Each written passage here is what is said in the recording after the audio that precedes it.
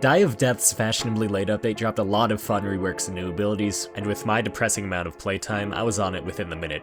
But instead of playing the actual game, I wasted the first 2 days of the update playing its FNaF clone instead. This is why. A 24-hour contest, seeing who can end the night with the highest amount of power. When I saw this message, my fate was immediately sealed. The prize was only 500 Robux, which is like $5, but this wasn't about the money. It was about being the most green man to ever play the game.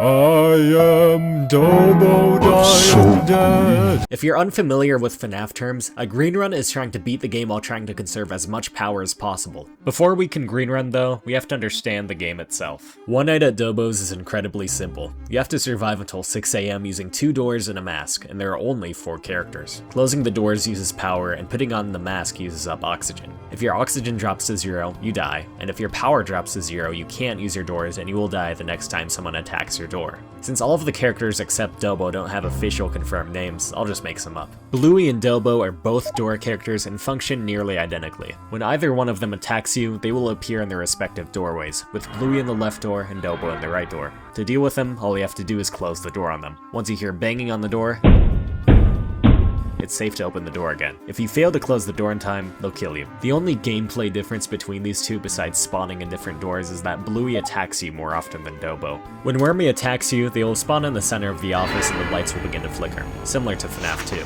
To deal with them, you have to put on your mask before the lights stop flickering or they will kill you. Last and certainly least, we have Ghosty. Ghosty will spawn somewhere around your screen and make a ghost sound. All you have to do is move your mouse over them and they'll vanish. If you take too long to send them away, they'll kill you.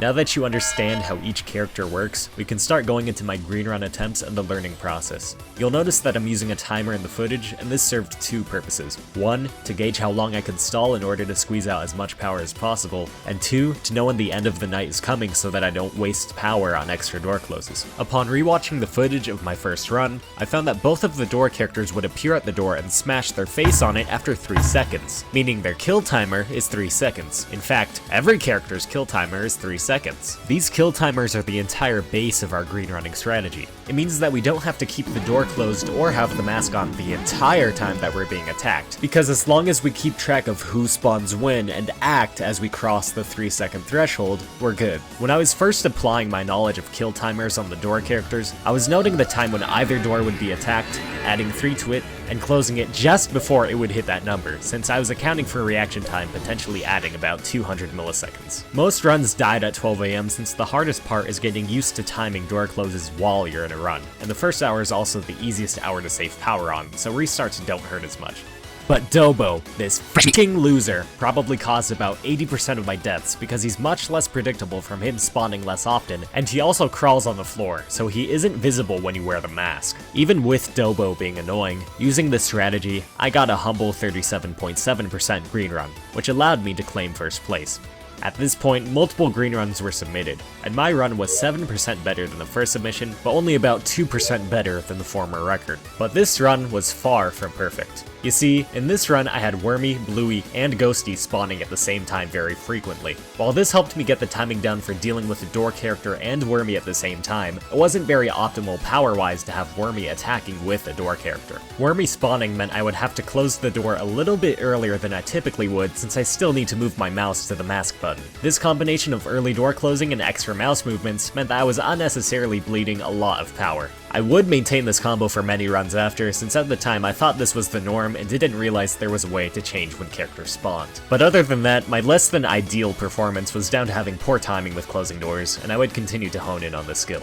But about an hour later, the entire course of the contest would be altered by a horrifying development. The mobile players arrived.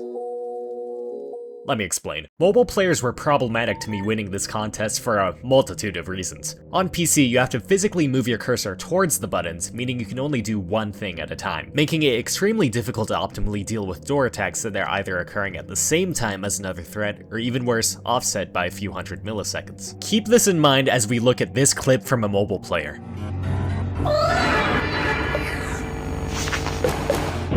What the fuck? Yeah, okay, so mobile is touchscreen, making it possible to close both doors at the same time and also close doors while you're wearing the mask. You know, two things you can't do on PC. This meant that playing on mobile gave you an inherent advantage since you can multitask, and you don't have to fight for your life when something like this happens to you.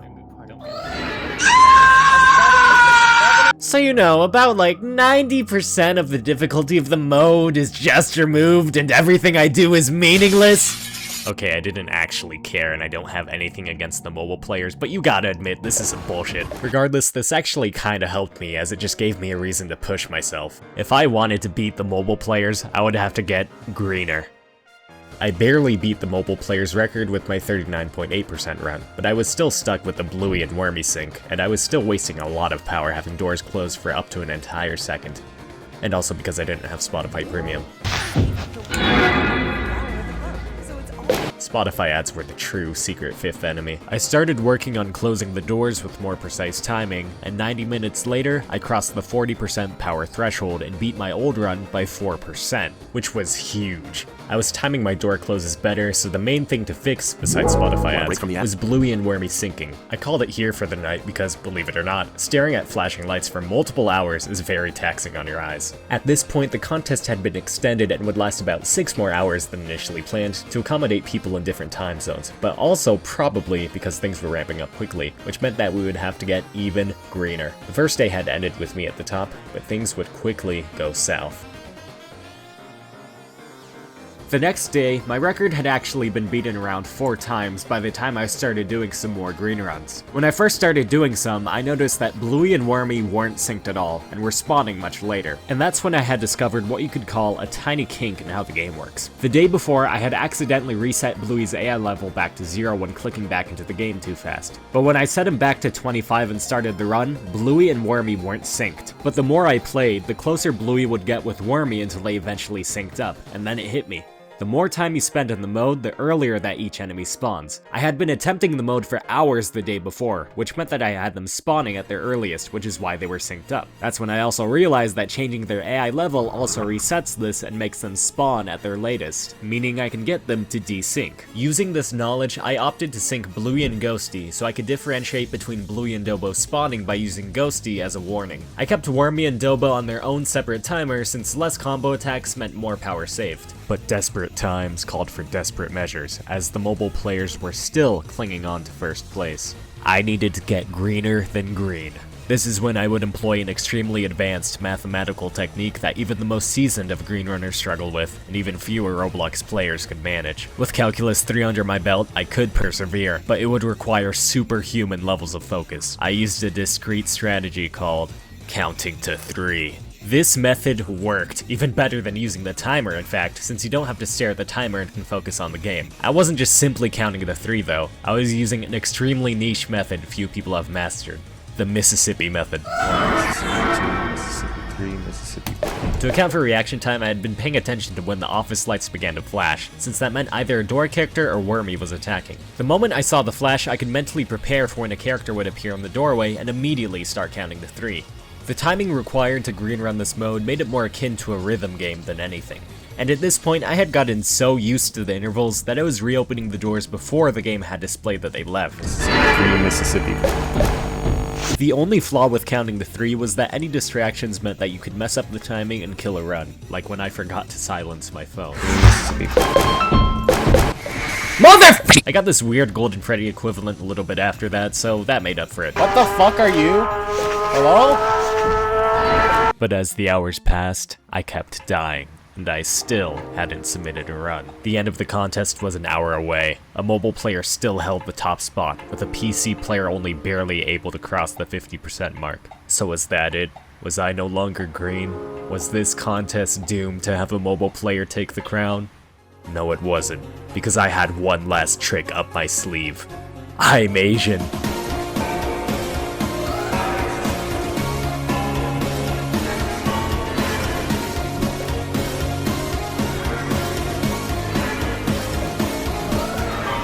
I beat the top run with minutes to spare. Except that's not at all what happened. I was doing a little thing called lying! That's what you would have seen if you were looking at the Discord, aka someone who was losing. Let your plans be dark and impenetrable as night. And when you move, fall like a thunderbolt. Sun Tzu. I didn't want to make it look like a complete stomp, even though in reality it really was. Here's what actually happened. I had gotten a green run of 55.3% 7 hours before the contest ended. To put how insane this power management was into perspective, it outpaced the natural power decay of 24% over the whole night. It was so green. I had already eclipsed my own personal best by 11.5%, and this run already surpassed the current holder of first place by more than 5%. Since there was so much time remaining, I decided that I would hold off on submitting my run. This served two purposes. One, to make my opponents complacent, and two, to not expose my strategies. You could see this as cheap or cowardly behavior, but I'm not going to be feeding my opponents strategies on how to beat me. I mean, I just have to gatekeep the groundbreaking strategy of counting to 3. Of course, I made sure to troll the event host a little bit while still telling the truth. I had surpassed the 50% threshold, but without uploading my run, nobody knew by how much. I could have surpassed it by 0.5% or 10% for all they knew. But without any video proof, they could brush this off as a lie from the guy who peaked at 44% and wanted to attempt to remain relevant in the running. I was still doing runs after achieving this really good run, and I even managed a higher score of 56.7%.